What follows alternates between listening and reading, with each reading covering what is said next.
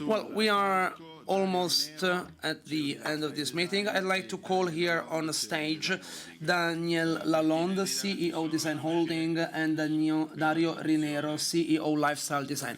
So if you need, you will have to get the headsets for the simultaneous translation. Okay, you can choose, guys. Yeah, you can choose where you would like to be seated. Well, I think we will start with the video. No, we have no videos. No video, no. It's almost lunch time. No videos. So did you decide, guys, who would like to start? No, but we said, okay, we will have no videos. So we agreed on that. Okay, great. So first of all, an icebreaker. What was the first insight or input? So considering today's session, okay, in the morning, what was the most important food for thought? Speak a little bit of English. Right? Okay. Now I don't know if whether you have you don't have a translator. No, I don't. Okay, but I understood what you said. Okay. The question is, what is among the things you've heard this morning that has Sure. had the most important? Understood. Okay. Well, apologies. I'm going to speak a little bit of English today, and if I'm invited next year, You speak Italian. I will speak Italian. Or French. I think French. I told anyway, you heard at the beginning that if anybody wants to have the translator, it's Okay. at the entrance. Very good. So thoughts this morning. I think the presentations were all really good about explaining the challenges of our sector, of the design sector, and some levers to grow. And I think we heard in the last presentation, I think we're all aligned on it. And I think one of the things that surprised me when I joined the sector is how beautiful the companies are, the artisanship, the craftsmanship, but also that we're still relatively small as companies. You know, I thought before joining Design Holding, before I looked at the numbers, I thought B&B Italia was at least a €1 billion company. And it's not, but it's on the way. So I think the conversation is how can we accelerate our brands, our businesses is very, very relevant. And for me, I think what I heard this morning as well is there's some interesting examples on other industries that have made that journey. And we look at the luxury fashion industry, which was exactly where we are today, but 25 years ago. It was wholesale. I worked at Louis Vuitton for some time. It was wholesale business. And over the years, they really developed a new journey. One of the big principles was, and what I heard this morning is, we have to, who's the customer? It clearly is the end consumer. And I think we need to focus on not the delivery, but who is the end consumer? What are they doing? They're global. As well, and I think this whole journey on direct to consumer is a journey that the luxury industry took a while ago, and I think it's one that we need to take. We have different challenges, but I think it's what I heard this morning, and it's not easy. It's not easy to change the business model, to move very differently, but I think together we'll be stronger as we do this journey together. Sorry, that was a long answer. It's fine. In italiano, vado in italiano. Italiano? Sì, lui capisce. Sì, sì. Sembra che non capisca. Okay, I will speak Italian, so we have like the feeling. Pay attention. Well, he answered, 90% of what I wanted to say as well. The most surprising thing is that there was nothing that came out of the blue this morning. So there is we are all on the same page. And this is something that we can all see. 2020 second part and 2021, 2 years, important years, and now a consolidation phase. I mean, strengthening 2023. We were speaking, Daniele and I, yesterday. Maybe 2024 will be more difficult than 2023. We have less backlogs. and we have a new phase, and I always see these phases as positive phases. We have the opportunity to do new things, and he is right. I mean, this is something that that reminds me of our group when it was listed. We had a Poltrona Frau, Cestina and Cappellini, and they had like 350 million turnover, and then there were like B2B meetings, and I said 120, 130 for Poltrona Frau at that time, and he said, okay. I thought it was like a brand that could do like 1 billion or 500 millions. Yeah, that's what I was saying before. And this says a lot. And Daniel has talked about that, this potential. And Roberto, Marco, the potential of all those brands. Our duty consists of making and letting them grow. Well, we have a Chinese, for example, having 25,000 euros to buy a watch. For example, he knows Rolex and all the most important watch brands. Well, he knows where he should go. And if he has to buy a sofa, a couch, he doesn't know where to go. He doesn't know our brands. Well, in general, when we go to America, please don't remember that the success of Richard and Chanel is due to the quality, innovation, and beauty of the products. Our brands are not well known, and the other ones were much better when it came to bringing an offer consistent with what American people are looking for: service, affordability, and price. So this is our mission. We want to bring about the growth of this company, and this is something that came out. Yeah. Company of each other. What are your more in detail? What are the strategies for accelerating the growth of design holding? What do you think are the key areas? Sure. Well, I heard some 4 levers right before. We have 4 as well, and 4, yeah. And 2 of them are very similar, so that's good. Listen, I think in a group like ours, so we have 9 brands in our portfolio. Each is at a different stage of development, but overall, for our group, we've defined 4 pillars, 4 priorities for growth. The first one is about desirability, because without brand desirability, product desirability, you don't start anywhere. And this is interesting because we have to make our products and brands, develop an emotional connection with consumers. We do that through incredible design. Among the best designers in the world work for our brands. That's great.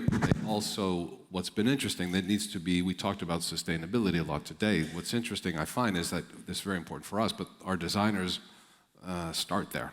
So it's really, really important for them. And then I think we need to mix it up a little bit in some senses, a little bit surprising, do some things that are not expected. I think, trying to push our brands to tie up with artists or, different people, not from necessarily architects, designers, whom I love, if you're all here today, but, look at Pharrell Williams for Vuitton.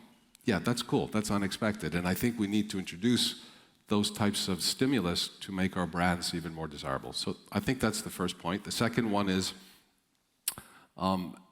developing our brands globally with focus on 3 regions. This is our approach in any ways. The US, because it's a big market, but we're still underpenetrated there. We talked a lot about China, and I was there last week for 3 or 4 days. It's booming again.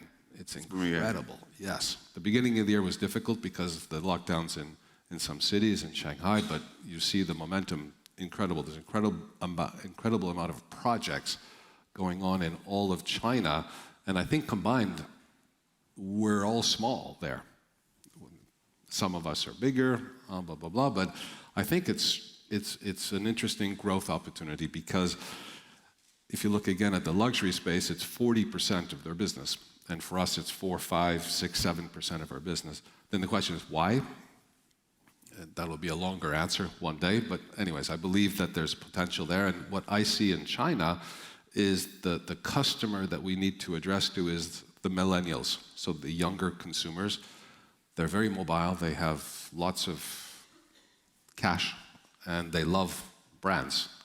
So I think this is the generation will take. And that the last market is the Middle East, which is, again, developing, particularly on the contract business. There's incredible opportunities happening there. Third pillar is a focus on direct-to-consumer. So all the channels, we're emphasizing and investing in the channels that get us closer to the consumer. Directly operated stores, e-commerce. I'm a huge believer in e-commerce, even though it's small today. The definition of success for e-commerce is not your penetration of sales in e-commerce. We saw earlier it's like 1% for the brands. It's more the omni-channel experience that you can develop. People go online before they go to the store, then they go to the store, they go back online, et cetera, et cetera. So it's more, that's how I think we have to define success. And then the last one is just enhancing the contract business on a global basis, because there's an incredible amount of projects going on in the world, and we need to all to take our fair share of those. We saw how unbranded our industry is. It's like the jewelry industry. We have to, take part of all those projects. So those are the 4 pillars. How many pillars you have? Siccome poi più o meno parlando per secondo le cose sono quasi sempre le stesse, cerco di dare... Talking a second, things are almost always the same, so I'll try to provide a different point of view. I've seen that this morning, 3 interviews, the first question was, what are the next acquisitions you're going to complete? Well, it's totally upside down in our opinion. So 90% of our commitment every single day is towards working with our own companies and let them grow. M&A come afterwards. So our top focus is in the evolution, in the attempt to develop our companies as much as possible. Every CEO is independent. They refer to a federation or a holding, but CEOs have the utmost autonomy in developing their own brands. This is our top focus, identifying companies with this potential, bringing them into our ecosystem, and then providing with distribution, R&D, economic, and so on, resources to develop. Second, we do aim at creating efficiencies, effectiveness, and synergies at an upper level. On January 1st, 2024, we are going to launch an ERP system for all the new companies. In the end, it took 5 times with 25 billion euro investment. All companies are going to work under the same ERP system. We have been working with the same CRM system for 2 years now. And we do support companies with synergy and effectiveness, efficiency systems. What sets us apart, both in 2017 and 2020, when I was invited here, I do believe strongly in retail. And when I said that back in 2017, we had just acquired, purchased Luminaire. They have opened other stores in the meantime in 2020.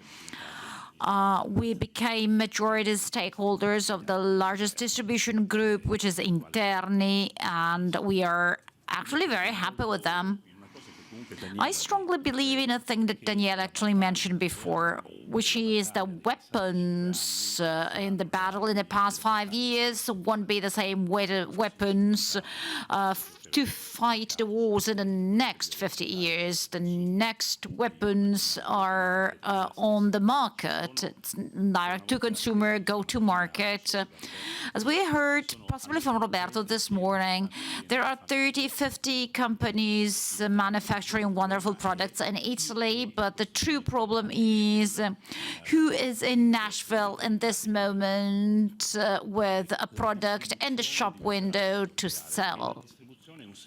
Distribution is going to be key, and distribution is more disaggregated compared to the manufacturing sector. Quite often, we almost all have one dealer in Nashville, Tennessee, and we believe there's a possibility to create a very large retail distribution. I said that here on this stage in 2020. I'm really concerned about the design retail sector because you all know There are thousands of our own dealers who have no followers. They're companies with 1 store, 2 stores.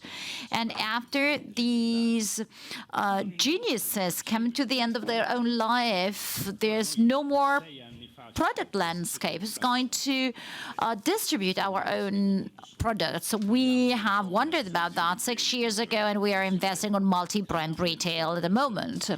Do we believe in e-commerce? Yes, but we believe there are steps in lives. First is retail, then e-commerce. We have to enhance our own retailer to go to e-commerce later on. Direct retail is currently almost 50%, so I'm pretty focusing on this. And then e-commerce, as we have said, and M&A, because we are aggregators, and we believe we will possibly announce one more acquisition in the retail sector before the summer. So we are witnessing this all. Acquire a distributor, a multi-brand distributor, or is something that's out of your strategy? It's a good question. We did think about it. We kind of have acquired one. It's called Lumens, which is an online leader in the US that distributes, I think, 400 brands. But that's it for now. And I think it's an interesting strategy. It's probably not. It's not ours for various reasons. I think we all do things a little bit differently. For me, the model of design holding and the brands in our portfolio, I think we model it a little bit more after what you would see at Kering or LVMH, where brands are strong, developing themselves globally, and using the channels of distribution that are available to us. I understand it's a way, and that Dario has done it, for the company to get closer to the consumer. But I think it's not our approach, actually. So we have a different approach on this one. I agree. We have seen that everybody is saying that this is an industry where we have a lot of good but small companies. What about the fact that I think it's not easy to find managers with specific competencies that can get into a group? Where you find people?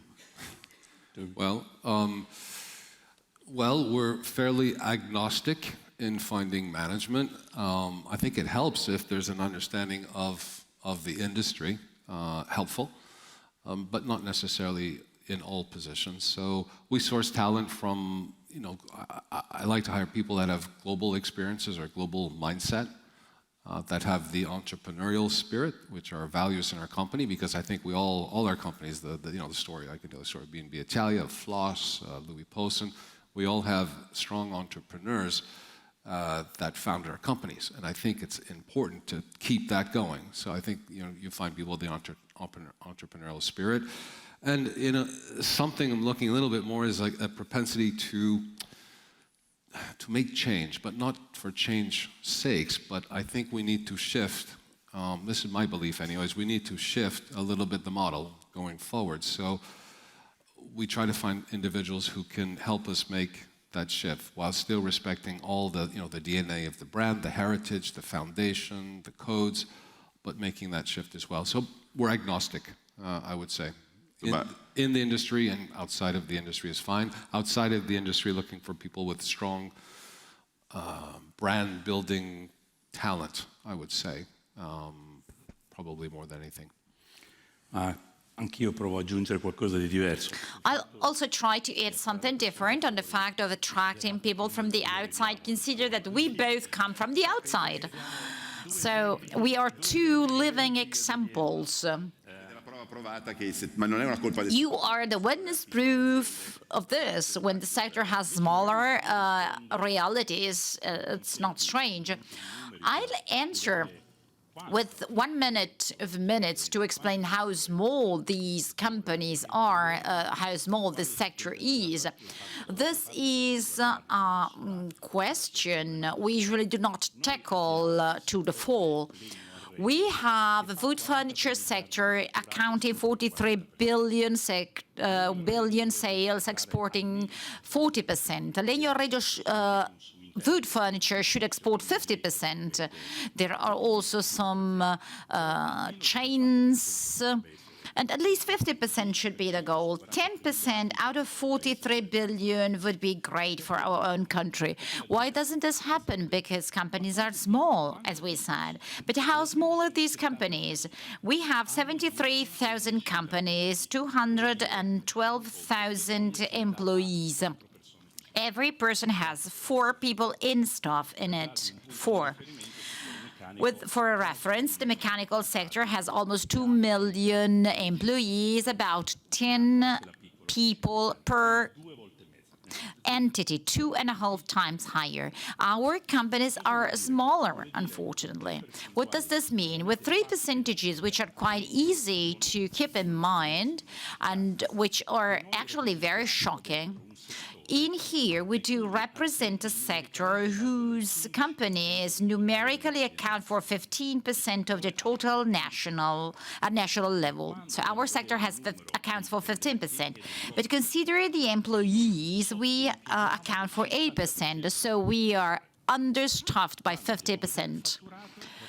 Considering sales, we do represent 4%. So remember these sides: 15 divided by 2, 8, divided by 2, 4. It's like having 15 restaurants out of 100, accounting for 4% of the total sales. Well, a company would say, I'll close those 15 restaurants. This is huge. And that's why this is to be considered as both an issue and an opportunity for the country. We keep on saying, after the products, sustainability is important, but between the manufacturing and sustainability, we have CRM, which also entails creating workplaces. And when we have 200,000 people and the mechanic sector has 1.8 million, if we doubled our own sales, it would mean that 200,000 families would find a job in this country. This is our responsibility. This doesn't mean only having stakeholders gain more money. It means creating an upper quality work for our country. Design is oil for our country, and unlike fossil oil, this won't run out. The goal of these companies is to enhance sales, hire people, grow companies, to grow the country, and then sustainability, which is paramount as well. Pretty clear.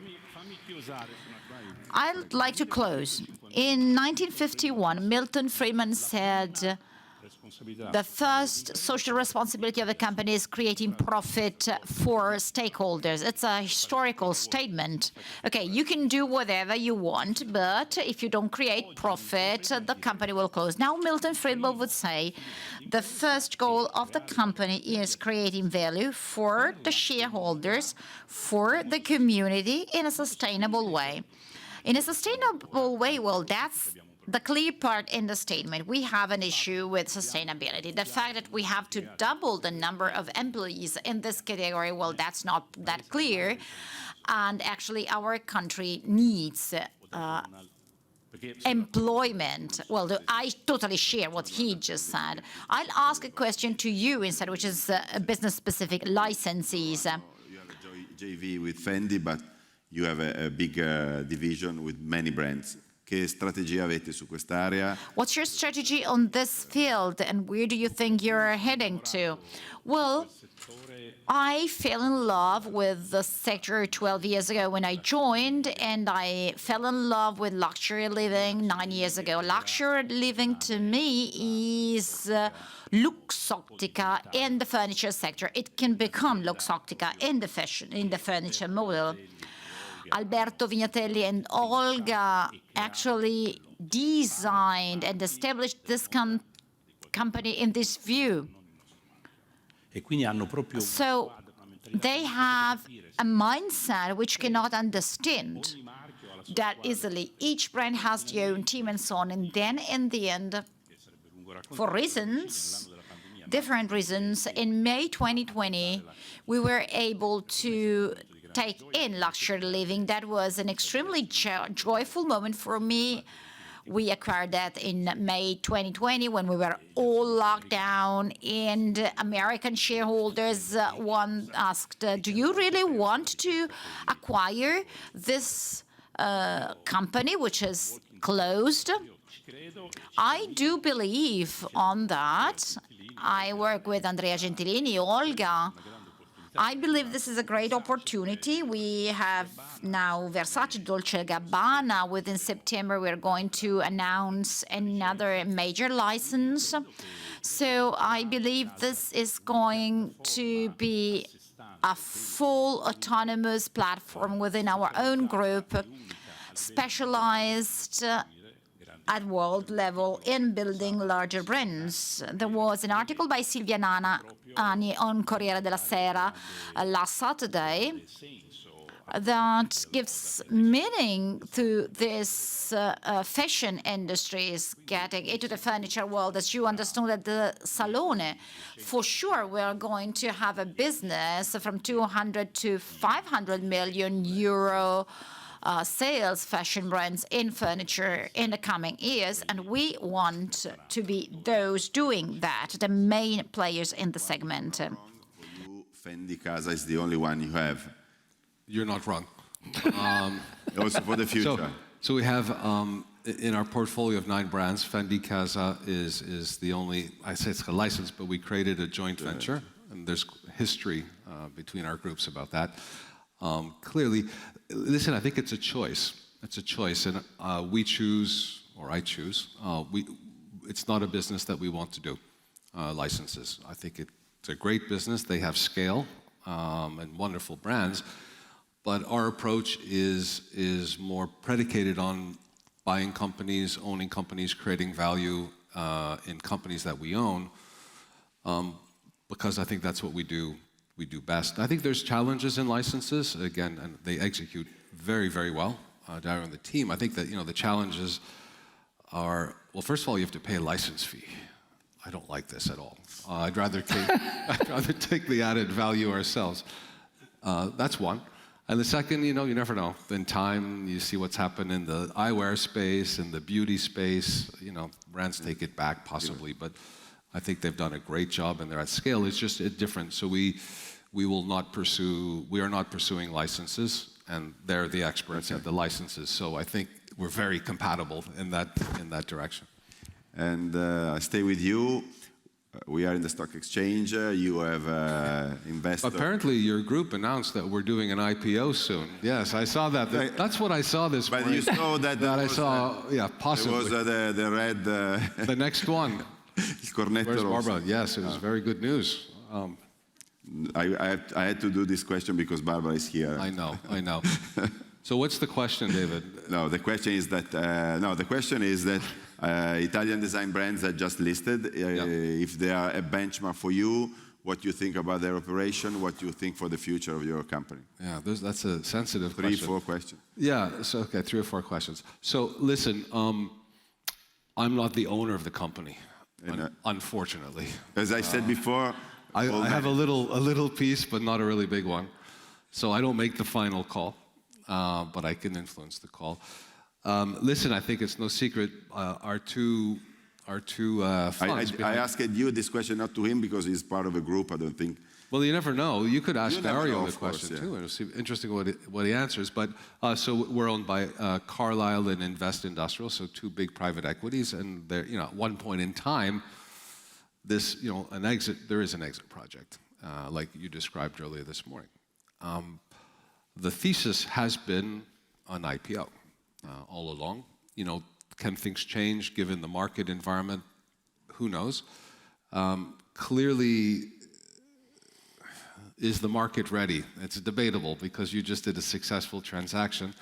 We're not sure if the market's ready for our company yet, so I think we'll watch the market. But it's definitely our main thesis at this point in time is to do an IPO.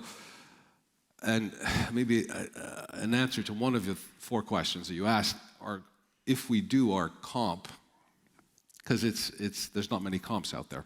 There's American companies that are public and now Italian. Our comp will be LVMH, because that's who we are. Not Hermes.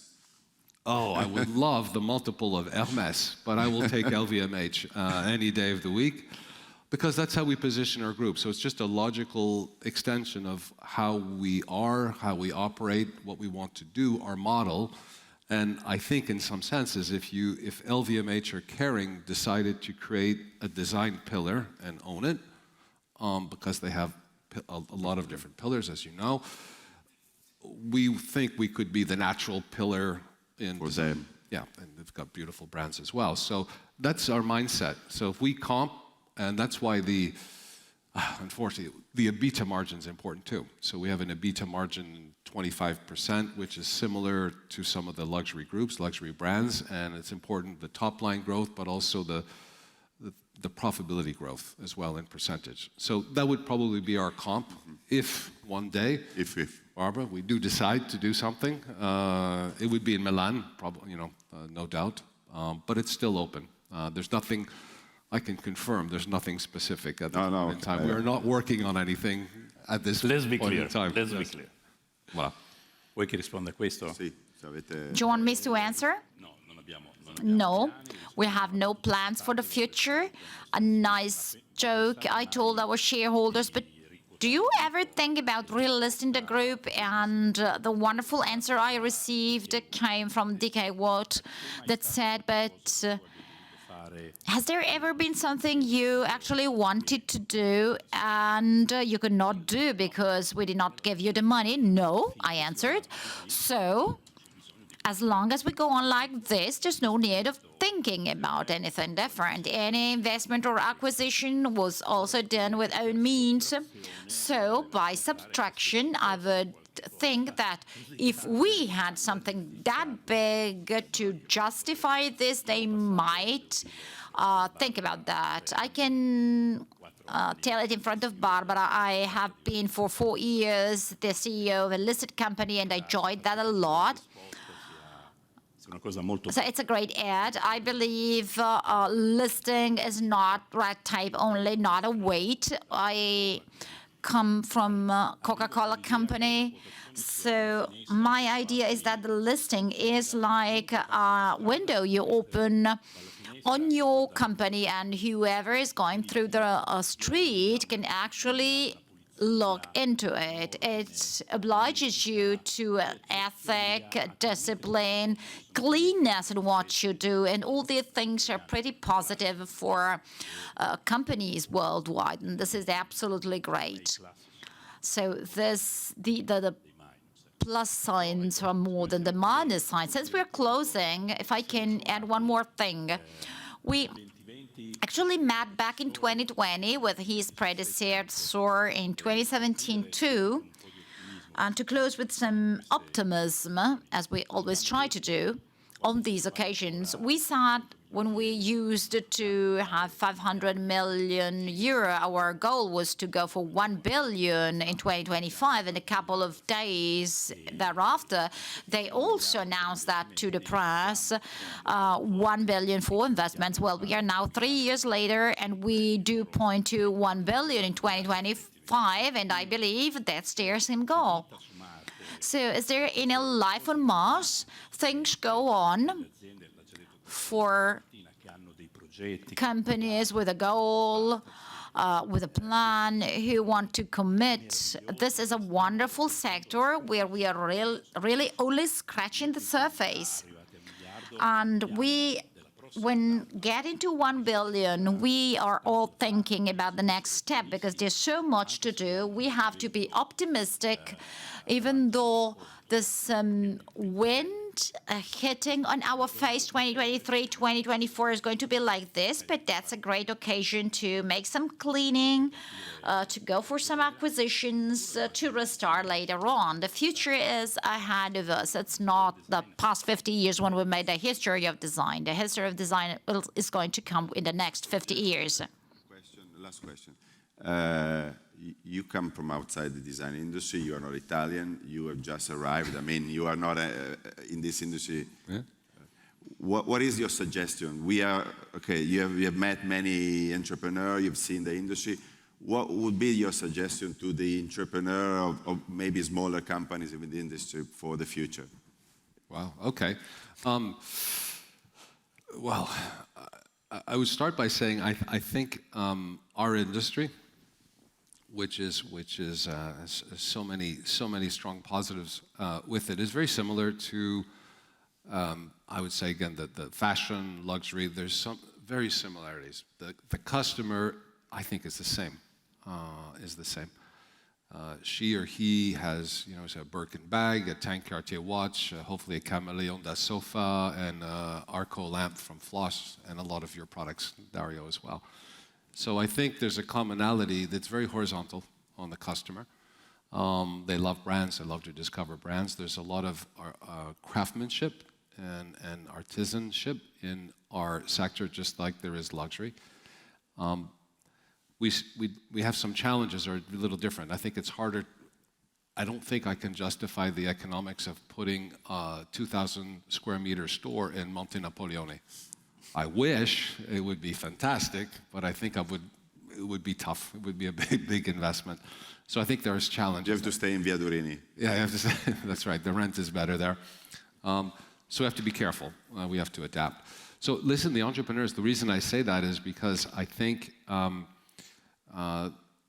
first is I have tremendous respect for the design industry, which I think is the capital of the world, and the center of gravity in our space is clearly Milan. So I think that everyone's done an incredible job. The fashion capital of the world, I will not answer. It could be Paris. I agree. But I would upset some Milanese, so I'll say Milan and Paris. No, just to keep, I would say keep the basics going, and innovation, I think, is tremendously important. And then, I would say if they can, to try to start with a frame of mind of the end consumer and direct to consumer. So I'll go back to what I said before, because I think if you can start, we've seen it in the fashion space and other spaces too. Some brands just start with that as the model, and I think it's much easier to start that way. So I would just ensure to have that focus from the beginning when the company's small. Yeah. Okay, I think it's all. Grazie a tutti. Thank you very much. Thank you all.